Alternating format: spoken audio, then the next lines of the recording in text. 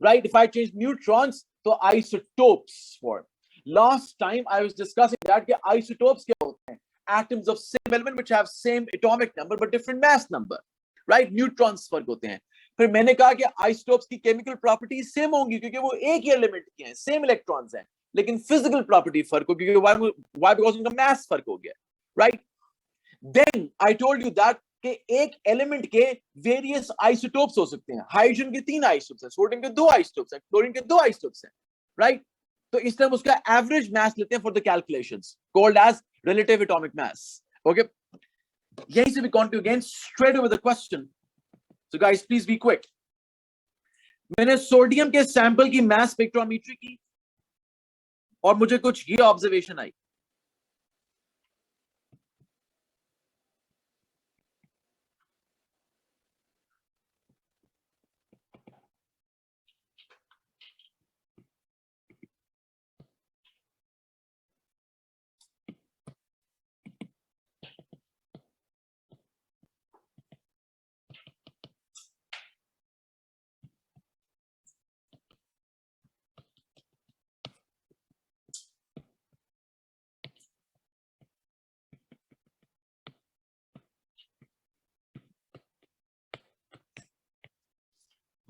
There we go.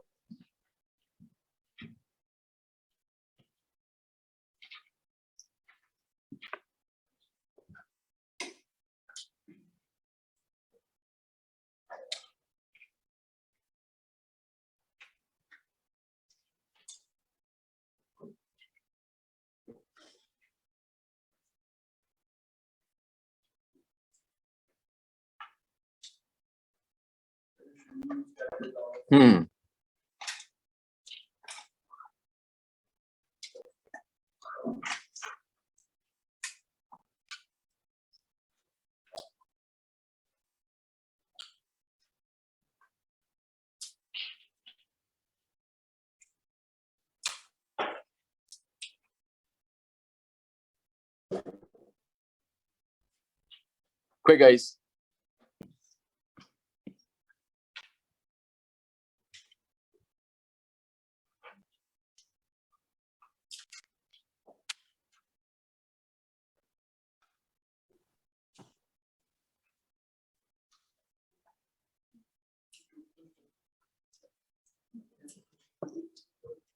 चलिए start करें.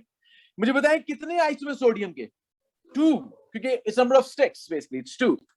और अगर आपने एआर निकालना है तो आई रिमेंबर एआर कैसे निकालते थे? आप उसकी अबंडेंस को उसके आइसोटोपिक मास से मल्टीप्लाई करते हैं, डिवाइड बाय सम अबंडेंसेस. तो I think sodium 23 is 90% abundant, so can I say it's 19 to 23? इसका मतलब क्या है? इसका मतलब है कि 90 एटम्स का मास क्या है? तो 19 to 23. मतलब कि मैथ्स को भी अंडरस्टैंड करना, हरी रिटर्न है ना हमारे, ठीक है? I mean it can be any figure जिसका 90% है, तो आंसर तो एक ही आएगा. और जो बाकी 10 एटम है उनका मास क्या होगा? 10 into 24. और अगर टोटल 100 एटम हो तो फिर एक एटम का मास क्या होगा? तो that will be 23.1. Is that so?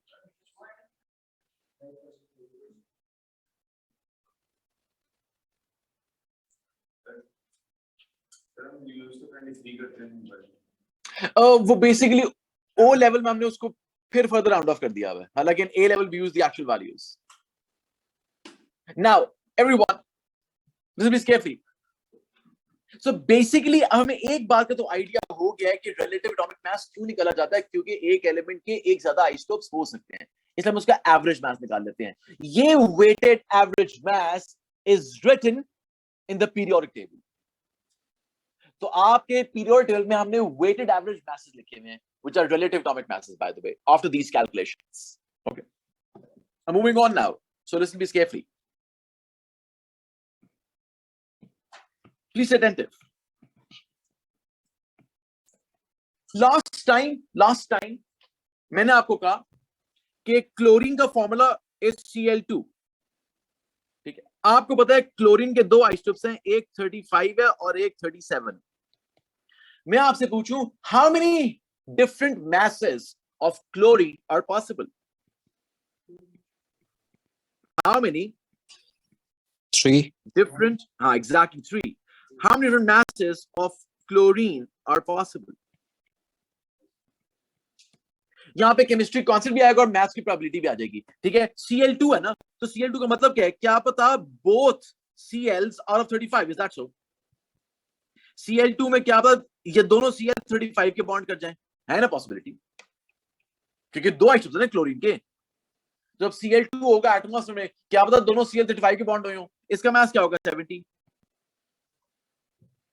Let's say ये भी तो हो सकता है कि एक 35 वाला बॉन्ड कर जाए एक 37 से, ये भी तो पॉसिबल है, इसका मास होगा 72। ये भी तो पॉसिबल है कि दोनों 37 वाले बॉन्ड कर जाएं 74।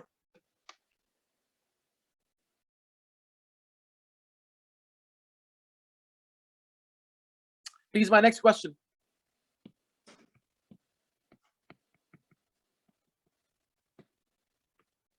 How many different masses of Sir, can you explain it bromine? again? Okay. How many different masses of bromine are possible? Bromine के isotopes हैं 79 and bromine 81. ये आप पहले bromine कर लें, I'll explain you again. Okay, these two are very similar. So I'll explain bromine and you'll get what I said in chlorine. Please be quick. अगला सवाल आपके पास पर का होगा।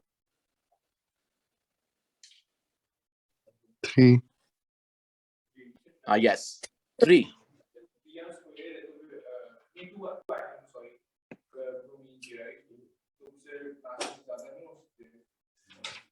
आप प्रोबेबिलिटी देखें क्या बनती है। नहीं, वो तो AR है, वो तो आपने अपने लिए कैलकुलेशन की है।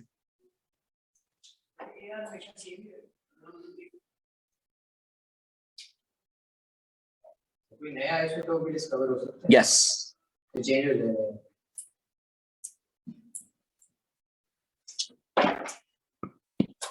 Okay, everyone, there we go. So basically bromine का फॉर्मूला Br2 है। अब आपने प्रोबेबिलिटी यूज करनी है ना, आप बताएं अगर दोनों Br 79 वाले बॉन्ड कर जाएं, is that so? There's a possibility ना, सोचना ही है। I think its mass will be 158. What if जब ये जो आपके Br2 मॉलिक्यूल होगा, क्या पता एक Br 79 वाला दूसरे Br 81 से बॉन्ड कर जाए 160। ये भी तो हो सकता है कि बोथ Br जो हो वो 81 वाले हो 162। यानी कि इस टाइम पे अर्थ में अगर आपके पास ब्रोमीन हो तो कुछ 158 वाली होगी, कुछ 160 वाली होगी और कुछ 162 वाली होगी।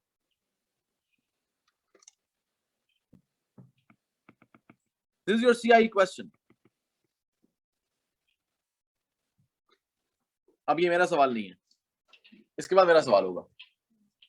This is your examination question.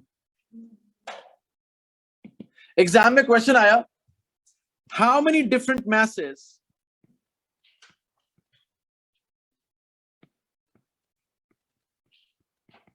of H2O are possible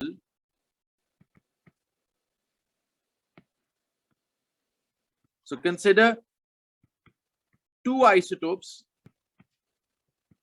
of hydrogen, that is hydrogen 1 and hydrogen 2, and only one isotope of oxygen, that is oxygen 16.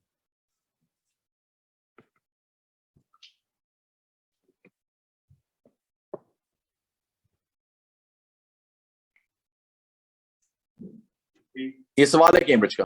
3.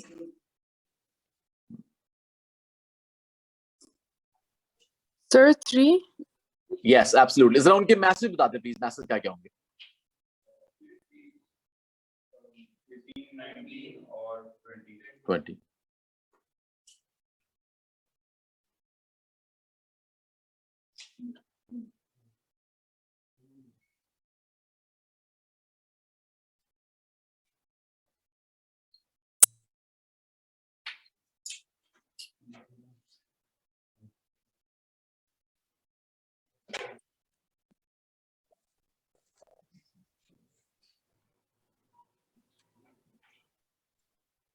You have to come again. It was too loud to hear.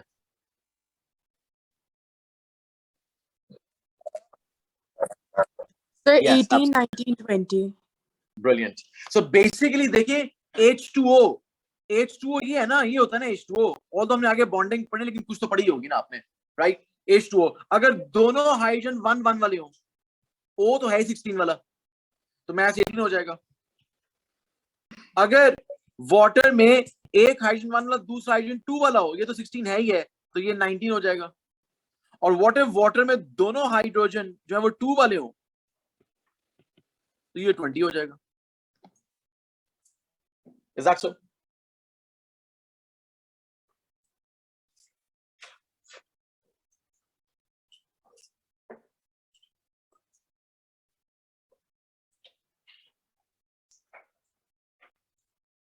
Sir ये Ready? MCQ based question होते हैं या फिर आपने इसकी working दिखानी होती है? It's MCQ. ये MCQ था जो आया था एग्जाम में. But we can ask in P2 as well. I mean, you should know the concept. Okay, now, अब मेरा सवाल है.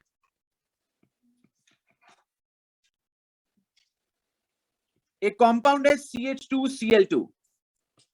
ये डाइक्लोरोमीथेन होता है जो हम ऑर्गेनिक में पढ़ते हैं. CH2Cl2.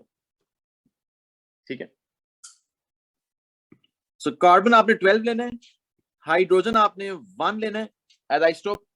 क्लोरीन के 2 आइसोटोप्स हैं 35 एंड 37. मुझे बताएं how many different masses of CH2Cl2 are possible?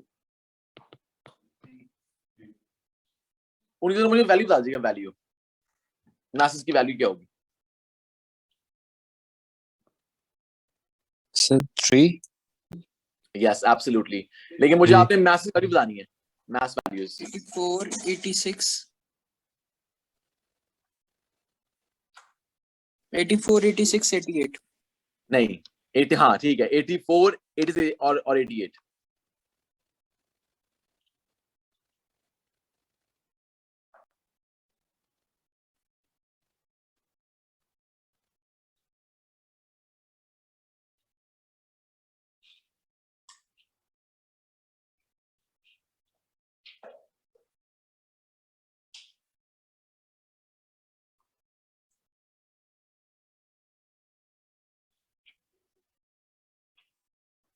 Sir, 83 and 86. नहीं 83 कहाँ से आया? Sir, 70. It's sir. अच्छा Sir, 70 plus ये- 12 plus 1. एक सेकेंड. अगर दोनों 35 वाले हों तो क्या बनेगा? ये 70 प्लस 12 प्लस 2 तो 84 नहीं हो गया? हाँ, ये 84 होगा ना टोटल मास, क्योंकि 35 प्लस 12 प्लस 1 प्लस 1. ठीक है. अगर इस तरह हो कि लेट्स से एक 35 वाला हो और एक 37 वाला हो, तो ये 86. और अगर दोनों 37 वाले हो जाएं तो 88. Is it clear?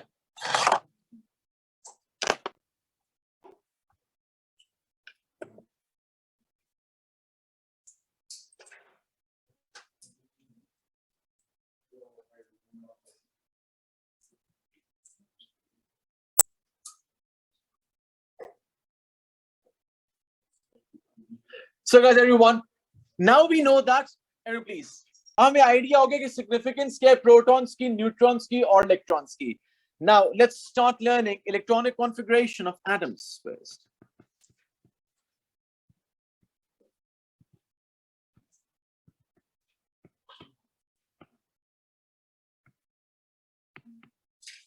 So listen please very carefully, everyone.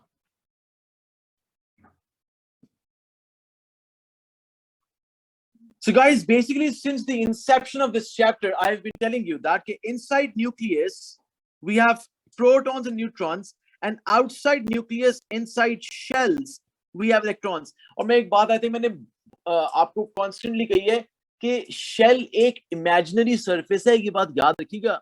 ठीक है, वरना हाई लेवल से फिर अंडरस्टैंड करना मुश्किल हो जाता है। तो बेसिक लेवल्स ठीक करें पहले।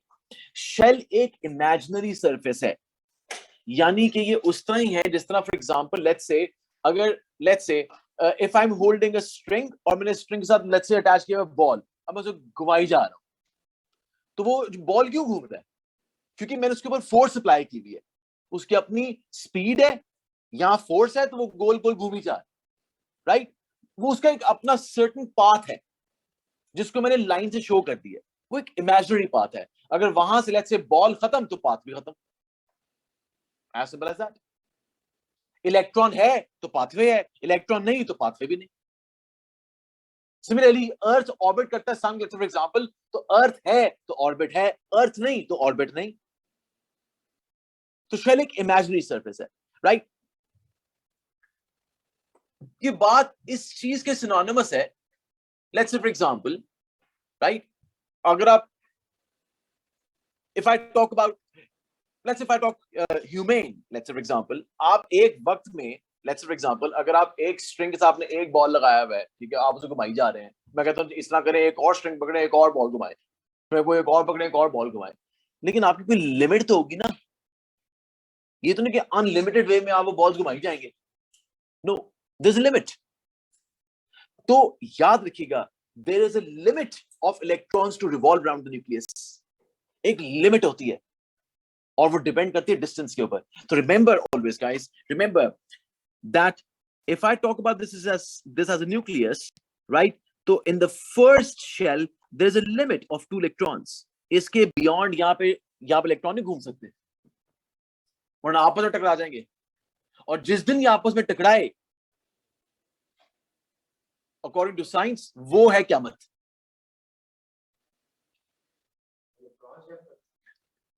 क्योंकि होना पता क्या है, आपने सुना होगा, आयत है कुरान की, ये जो पहाड़ रुई की तरह उड़ेंगे।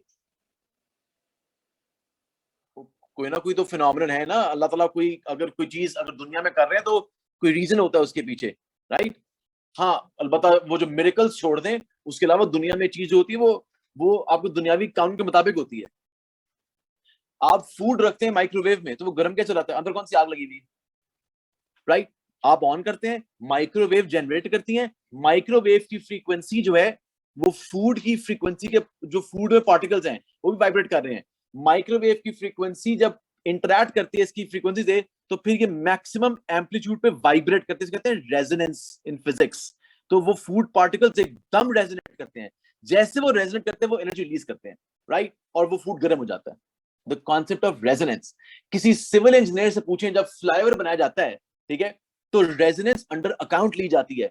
अगर अंडर अकाउंट ना ली जाए तो फ्लाईओवर में ब्रेक, बिकॉज विंड ने क्रॉस करना है, विंड की एक अपनी फ्रीक्वेंसी है, फ्लाईओवर में ऑफ कोर्स पार्टिकल्स हैं, उनकी अपनी फ्रीक्वेंसी है। अगर विंड की फ्रीक्वेंसी मैच कर गई पार्टिकल की फ्रीक्वेंसी के साथ, तो एकदम रेजोनेंस होगी, ब्रिज टूट जाएगा वहां से।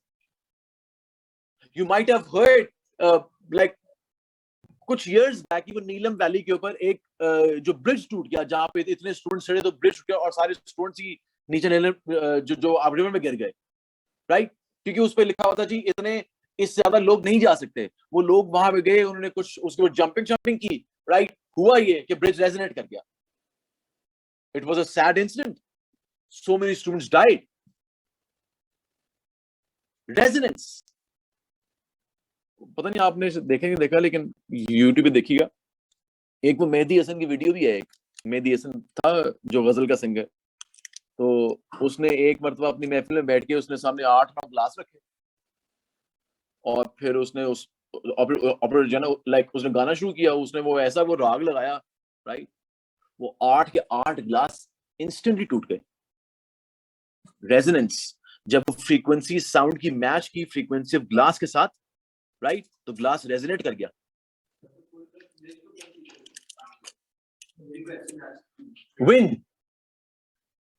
विंड फ्रीक्वेंसी, क्योंकि विंड में पार्टिकल्स हैं। यार नॉर्मल सी बात है, इस रूम में अगर लेट्स से म्यूजिक सिस्टम लगा दो और उसकी बेस ऊंचे कर दो, तो अक्सर आपने शायद कभी एक्सपीरियंस किया हो, मे बी, राइट? शीशे खड़कना शुरू कर देते हैं, ज्यादा ऊंचे करें क्या आप तो टूट ही जाए। रेजोनेंस का कॉन्सेप्ट एग्जिस्ट करता है, हम ये पढ़ाते हैं। और होना यानी कि I'm telling you, it's a marvel of God. एक एटम के अंदर 200 इलेक्ट्रॉन्स मूव कर रहे हैं, माइक्रोस्कोपिक से भी छोटा पार्टिकल जिसको आप देख नहीं सकते, और वो अपने ऑर्बिट में घूमी जा रहे, आज तक नहीं टकराया। जिस दिन इलेक्ट्रॉन के सामने आ गए ना, जिस दिन, उस दिन रिपल्जन होनी है, और उस रिपल्जन ने एक रिपल इफेक्ट क्रिएट करना है, और वो रिपल इफेक्ट रेजोनेंस में जाना है, हर चीज ने फट जाना, everything will blow up. Reason will be resonance. ये reason resonance बननी है, ये concept यहां से develop होता है। So everything has a point, everything has a concept behind it. आप सब मिराज शरीफ पे गए थे, Albert Einstein is the only non-Muslim scientist, in fact a Jew, who said that this happened, and he proved with science. उसने क्या किया, अगर 3 × 10⁸ metres पर सेकंड पे इंसान मूव करने की स्पीड ऑफ लाइट होती है, तो इंसान 14 इयर्स अपने फ्यूचर में निकल जाता है। वो आपने मूवी देखी हो, back to the future, right? You move with speed of light 3 × 10⁸ metre पर second, you move 14 years ahead. और इस्लामिक हिस्ट्री कहती है कि holy prophet is one who spent 40 years in skies, 40 साल गुजारे आसमानों में, लेकिन दुनिया के लिए वो 1 सेकंड था। वो जो बिस्तर उस तरह ही गर्म था, और वो जो कुंडी उस तरह ही हिल रही थी। हमारे लिए वो 1-2 सेकंड थे, बट ही स्पेंट 40 इयर्स। उसने कहा कि इसका मतलब है कि स्पीड फिर लाइट एक नहीं थी, बहुत सारी लाइट्स थी, बहुत मैसिव स्पीड थी। अगर इतनी मैसिव स्पीड ना होती, तो जो ये जिस पाथवे को अडॉप्ट किया गया था, मैग्नेटिक फील्ड इतनी ज्यादा है कि कोई भी चीज उनको अपनी तरफ खींच सकती थी, लेकिन नहीं खींची। इसका मतलब है कि स्पीड मैसिव थी, और स्पीड एक लाइट नहीं थी, इट वाज मैसिव लाइट्स। फिर वर्ड भी आ, कुरान में वर्ड भी आ गया Buraq, which means many lights, not one light. Reasons of significance and reasons of existence, they are always there. वो कहता ना कि शऊर होना चाहिए उस चीज को अंडरस्टैंड करने के लिए। So basically, guys, remember, the first shell has a maximum carrying capacity of 2 electrons. Then second shell has a maximum carrying capacity of 8 electrons. This is the first shell. This is the second shell. Normally, अक्सर books में लिखा होता है first shell is the K shell, second is the L shell. फिर आगे third shell.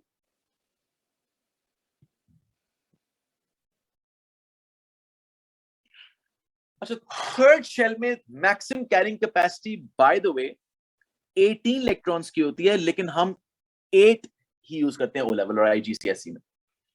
You can say it's unfortunate, right? आप मुझसे सच पूछें तो ये झूठ है, राइट? क्योंकि इसके पीछे ना there is a concept of SPDF orbitals. Since वो नहीं पता, तो आप 8 अंडरस्टैंड नहीं कर पाएंगे, तो इसलिए हमने ओ लेवल में 8 ही रखा है। इसका फार्मूला नहीं होता 2n+2, ऐसे वो 2n² नहीं यूज करते इसमें। एग्जैक्टली। अब फॉर्मूला क्या है? Number of electrons. मुझे बताएं, अगर number of electrons in a shell जानने हो, तो शायद आपके ओ लेवल टीचर्स पढ़ाते हो 2n², where n is shell number. अगर मैं ये फॉर्मूला अप्लाई करूं, तो अगर शेल नंबर 1 हो तो 2 इलेक्ट्रॉन हुए, मैं भी 2 ही कह रहा हूं। अब मुझे बताएं, अगर शेल नंबर 2 हो जाए, 8 इलेक्ट्रॉन्स हुए, मैं भी 8 कह रहा हूं। अगर शेल नंबर 3 हो जाए, तो भाई फिर तो 18 इलेक्ट्रॉन है। आप 8 पढ़ते हैं, आप गलत नहीं पढ़ते, लेकिन आप बस बात आधी पढ़ते हैं, आप बात कंप्लीट नहीं पढ़ते। both O level and IGCSE.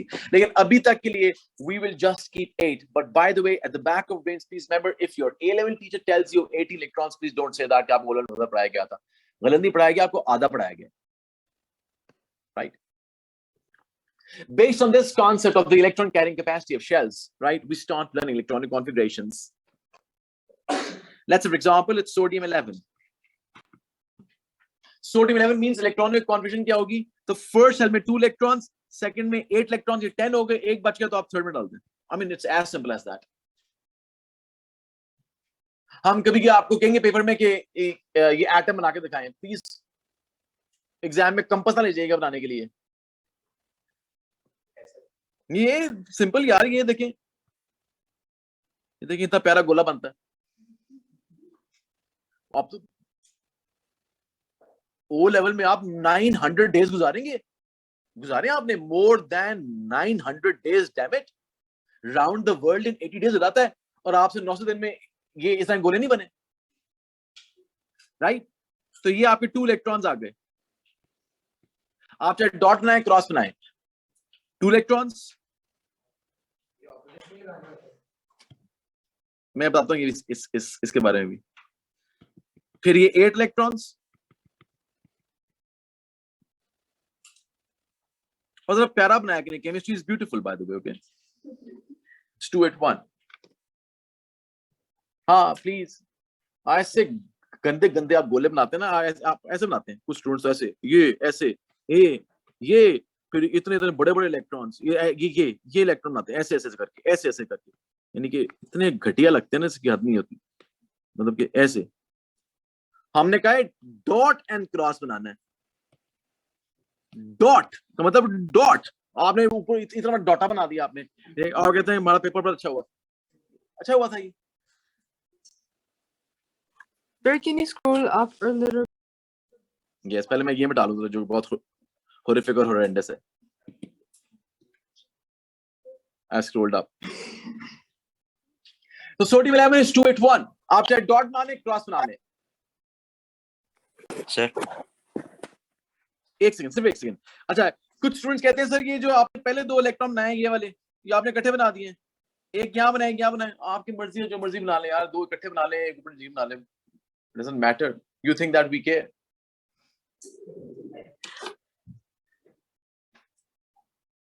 Okay, आप बस मुझे जरा फटाफट कुछ बना दें एटम्स, मैं देखने को बताऊंगा प्लीज, ठीक है? ये गोले शोले जो है,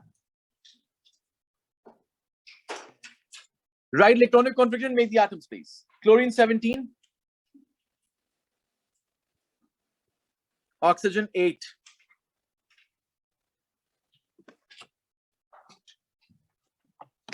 चलिए फटाफट बना ले please. Sir, do we have to draw these with pencils or with pen Yes, in exam? yes।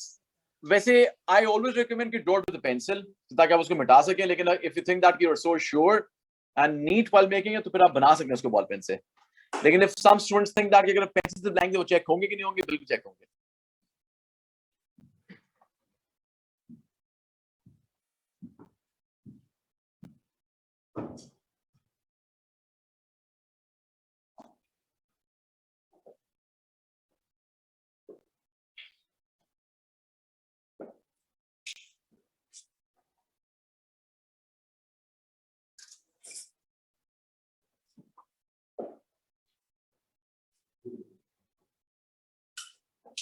Write the electronic configuration as well।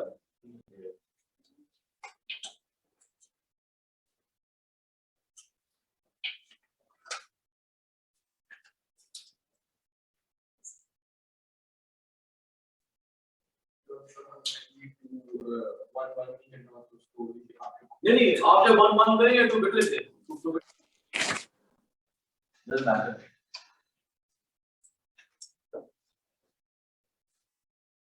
जैसे 7 हो शायद नहीं, फिर अगर हम like 2 2 2 1। 2 और 5 वैसे अगर आप मुझसे रियलिटी पूछो, क्योंकि फिर बहुत सारे बच्चे कहते हैं में जाके सर आपने उन्होंने झूठ पढ़ाया था, कुछ बात सच होती है, सही कह रहे हो, लेकिन इलेक्ट्रॉन हमेशा they always exist in the paired form if they're 2। That's a reality। वो उसका एटॉमिक मास होता है। 2 हाँ लिखते हैं, गलती करते हैं हम। Okay, chlorine 17 means 287, is that so? तो फिर क्लोरीन, अच्छा ये जो फर्स्ट बात नहीं है, हम इसको शेल लेते हैं। कुछ स्टूडेंट्स ये करते हैं पेपर में, ये कहते हैं न्यूक्लियस, फिर पहला शेल, तो ये क्या था? आप समझते हैं कि न्यूक्लियस की बाउंड्री होती है कोई? न्यूक्लियस की कोई बाउंड्री नहीं होती, ये इस तरह है। ये देखें, people online also C me please. Suppose करें ये प्रोटॉन,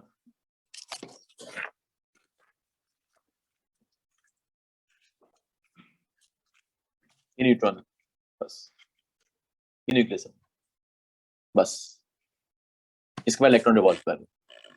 अब आप अगर न्यूक्लियस की भी एक बाउंड्री बना देंगे तो हम तो उसको शेल समझेंगे, तो न्यूक्लियस की बाउंड्री नहीं होती कोई, it is just actually particles agglutinated together. इसके बाद आप अगर फर्स्ट बाउंड्री बनाएंगे तो वो शेल कहलाया जाएगा।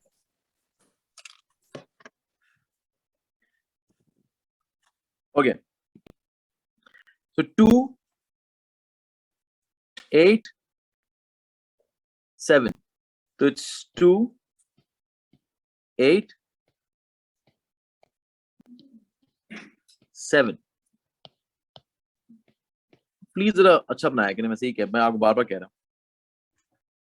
हूँ। सर जी ये जो आपने दही शुरू वाले जो शेल है उसके अंदर 2 इलेक्ट्रॉन्स होते हैं, उसके बाद जितने भी शेल्स हैं उसमें 8 होते हैं। 8, यस 20 जो फर्स्ट 20 इलेक्ट्रॉन्स है उसके बाद 16 कुछ इलेक्ट्रॉन्स में शेल में 16 इलेक्ट्रॉन्स होते हैं। हाँ बिल्कुल हो सकते हैं, मैं भी आता हूँ उस वाली बात पे। ऑलराइट, ऑक्सीजन सर फोर्थ तो शेल two- में तो 2 इलेक्ट्रॉन नहीं होंगे। बिल्कुल 2 होंगे, मैं भी आ रहा हूँ वाली बातों पे। और 6 2 6, प्लीज स्टे फोकस्ड, बोलो नहीं, बस बोलो नहीं, बातें बड़ी important. Now everyone, these elements are arranged in the form of a periodic table. आगे चैप्टर आ रहा है periodic table, वहां पढ़ेंगे डिटेल में, लेकिन यहां मैंने बस एक दो बातें करनी है आपके साथ। आपने बहुत मरतबा देखा होगा, इसको periodic table कहते हैं।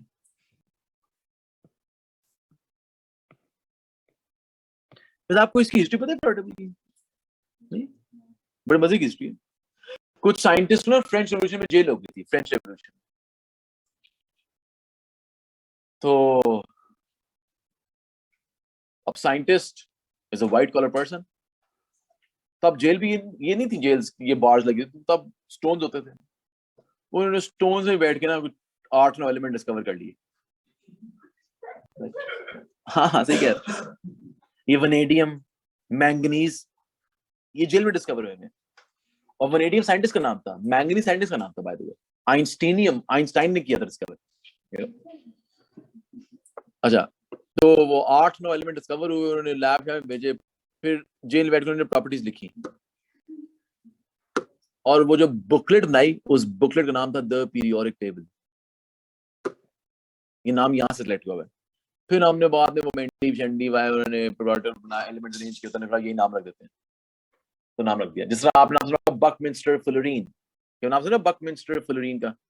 कैसे हो सकता है सुनाओ भाई, आपके सिलेबस में है केमिकल बॉन्डिंग में, मैंने पढ़ाना आपको Buckminster fluorine, allotrope of carbon. क्या मतलब ये कौन है, कैसी बातें कर रहे हैं आप मेरे से? It's a part of your syllabus man. हम तो इसका हर साल अब सवाल पूछ रहे हैं। चलो आपने जो शॉर्ट में बक्की बॉल पढ़ा होगा आपने, बक्की बॉल, ठीक हो गया। चले हर बहरहाल पढ़ाऊंगा मैं। तो जो बकमिंस्टर फ्लोरीन जो है एलोट्रोप ऑफ कार्बन, अब इसका नाम बकमिंस्टर कहां से पड़ा? तो असल में Buckminster was an architect, right? UK में उसने एक स्ट्रक्चर बनाया था 1960s में, बड़ा अजीम स्ट्रक्चर है बड़ा। वो उसने अपने बिहाफ पे नाम रखा कि it is a Buckminster structure, क्योंकि उसका नाम था बकमिंस्टर। जब हमने 1998 में in the Cambridge university supersonic waves में जहां हमने पार्टिकल डिस्कवर किया, वो था कार्बन का, उसका structure was exactly similar to what that architect made in 1960। हमने कहा ये थर्ड एलिमेंट कार्बन का, सिंस शेप सिमिलर है, हमने कहा इट इज बकमिंस्टर फुलरीन। एक होता है डायमंड, एक होता है ग्रेफाइट, एक होता है fullerene. Fullerene is one more element of carbon, लेकिन नाम रखा उसका complete Buckminster fullerene. The structure of that allotrope is very similar to that structure which he made in 1960. तो sometimes लोगों के नाम के बिहाफ पे भी हम structures रख देते हैं, इस तरह यहाँ पे सड़कें रखते हैं हम, है ना? MM Alam Road. कौन था MM Alam? बताएं. Air Force pilot. You know. Now, everyone. So basically, observe. Listen carefully. Please.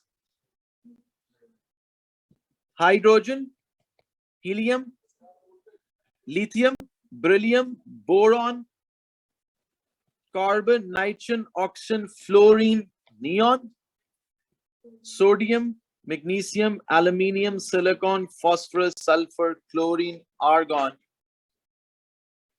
potassium, and calcium. Listen carefully. G. फर्क थी. Guys, everyone, listen carefully. So basically हमारे सिलेबस में hydrogen 1 से लेके ये फिर हीलियम 2, 3, 4, 5, 6, 7, 8, 9, 10, 11, 12, 13, 14, 15, 16, 17, 18, 19, 20. हमारे सिलेबस में हाइड्रोजन 1 से लेके कैल्शियम आपको 20 तक इलेक्ट्रॉनिक कॉन्फ़िगरेशन. लेकिन मैं इसके थोड़ी सी आगे जाऊंगा आपको चीज बताने के लिए. एक एग्जाम में कुछ भी हो जाता है, ठीक है. So considering the same knowledge. Yes. So let's say potassium. If I ask you to make the potassium's electronic configuration, तो हम कैसे बनाएंगे? तो पहले शेल में 2, सेकंड शेल में 8, थर्ड शेल में 8. तो 18 हो गए, एक रह गया. तो फोर्थ शेल में 1. So when calcium is 20, it's 2, 8, 8, 2. Syllabus खत्म. इसके बियॉन्ड हम नहीं पूछते आपको ओ लेवल और आईजीसीएस के अंदर. लेकिन इसके बाद ना वैसे सुन ले, एग्जाम में पता कुछ भी हो जाता है, तो इसलिए रेडी रहें प्लीज. ठीक. Titanium, vanadium, chromium, manganese, iron, cobalt, निकल, कॉपर, जिंक. तो titanium, vanadium, chromium, manganese, iron, CO, निकल, कॉपर, जिंक. 30 पे आ गए. अब पता क्या होता है? सुने, बड़ी इंटरेस्टिंग बात करूंगा आपसे मैं. अब आपने टाइटेनियम इज 21, ठीक है, इट्स 21. अब पता क्या होगा? सुने, अब देख ले एक. ये आ रहे कैल्शियम के बाद. तो कैल्शियम क्या था? 2, 8, 8, 2 वाज कैल्शियम 20. अब आपने 21 करना है. तो अब जो थर्ड शेल की जो मैक्सिमम कैपेसिटी 18 इलेक्ट्रॉन्स की, अब अपने 18 पूरे करेगा. अब हो जाएगा 9. 2, 8, 9, 2. अब आगे वनेडियम इज 22, ये हो जाएगा 2, 8 और 10, 2. नो, क्योंकि अभी थर्ड शेल फिल नहीं हुआ कंप्लीट. अब पहले थर्ड शेल फिल होना चाहिए, क्योंकि अगर आपने अगले शेल में शिफ्ट करना है तो पिछला शेल पहले फिल होना चाहिए. नहीं, वो 2 ऐसे रहेगा उधर. वो आप 2 ऐड कर चुके फोर्थ शेल में, उसको आप रिमूव नहीं कर सकते. अब आपने थर्ड शेल फिल करना है टेक्निकली. अब जिंक इज 30, तो इट्स 2, 8, 18, 2. ये ले मैंने थर्ड शेल में 18 पूरे कर दी. इंटरेस्टिंग है.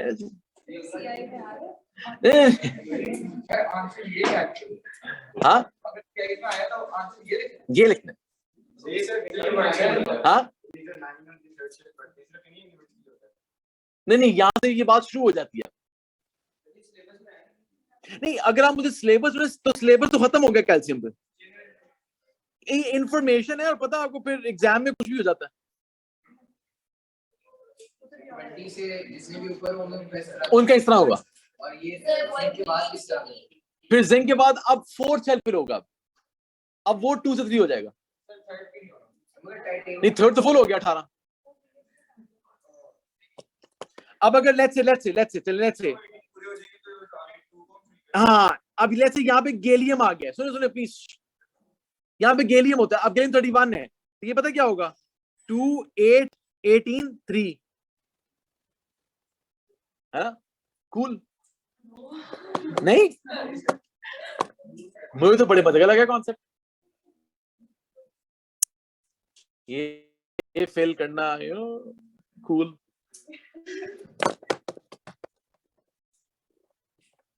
क्लियर? अच्छा, अब एक स्मॉल सी अनाउंसमेंट है, लेकिन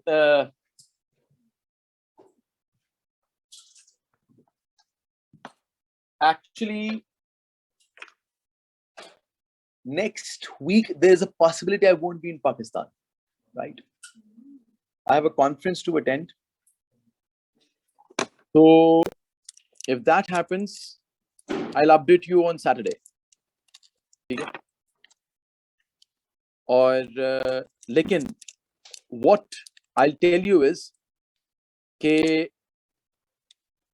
क्योंकि एटम अभी शुरू हुआ है तो एटम मुझे क्लोज करना ही करना है, ठीक है? I'll make the lecture and I'll share with you ताकि atom complete हो. I don't want to just linger with atom further. ठीक है? I want to complete it. So I'll share the lecture with you. Or meanwhile हो सकता है कि not on Monday, if I'm flying on Monday, let's say for example, तो हो सकता है कि बीच में I'll share some more lectures with you of the next chapter. मैं लेकिन ज़्यादा share नहीं करूँगा, ठीक है? And when I come back, right? So if you have any sort of problem in those lectures, we'll cater them first and then we'll continue further. Our next chapter, by the way, is chemical bonding after atomic structure, right? Saturday ko I'll update you in the group that whether I'm flying on Monday or not. Okay, thank you very much. Sir, कल test है आप लोगों का please, और test is Sir, physically on campus. sir जो online ले रहे हैं 5 to उन्हें भी 6, फिजिकल 1 आना है। hour.